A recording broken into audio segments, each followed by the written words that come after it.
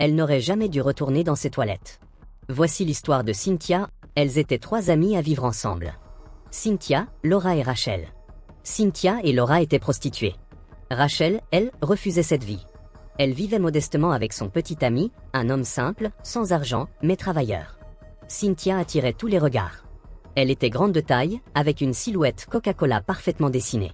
Ses seins étaient fermes et rebondis, ses fesses pleines, lourdes, harmonieuses. Quand elle marchait, les hommes se retournaient sans gêne.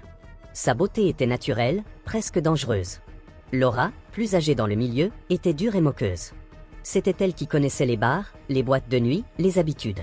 C'était elle qui trouvait les clients, prenait les contacts et les donnait ensuite à Cynthia. Rachel subissait souvent leurs paroles. Laura, Rachel, laisse ton pauvre gars. Il ne te sert à rien. Cynthia, sans conviction, tu mérites mieux. Rachel, je préfère attendre. Tout ne s'achète pas. Laura riait. La patience ne rend pas riche. Cynthia et Laura continuaient leur business. Chaque soir, elles sortaient dans des bars et boîtes de nuit, à la recherche de nouvelles rencontres. Laura discutait, observait, choisissait. Un soir, dans un bar animé, 2 jeunes hommes étaient assis, un verre à la main. Ils firent signe à Laura. Elle s'approcha. L'un d'eux fixa Cynthia longuement. La grande là-bas, donne-moi son numéro. Sans hésiter, Laura donna le numéro de Cynthia. De retour vers elle, elle murmura. J'ai donné ton contact au monsieur assis là-bas. Cynthia leva les yeux. Leurs regards se croisèrent.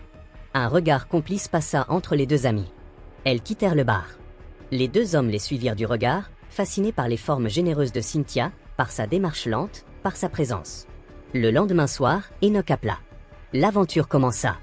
Enoch vivait dans une grande maison luxueuse, où tout brillait d'or, fauteuils dorés, tables sculptées, objets éclatants. L'opulence sautait aux yeux. À chaque rencontre, il offrait à Cynthia des bijoux en or, des sacs de valeur, des perruques coûteuses, et lui donnait des millions comme transport.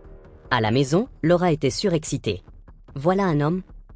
Mais Laura continuait de s'acharner sur Rachel. Va retrouver ton pauvre gars. Regarde Cynthia. Rachel encaissait, silencieuse.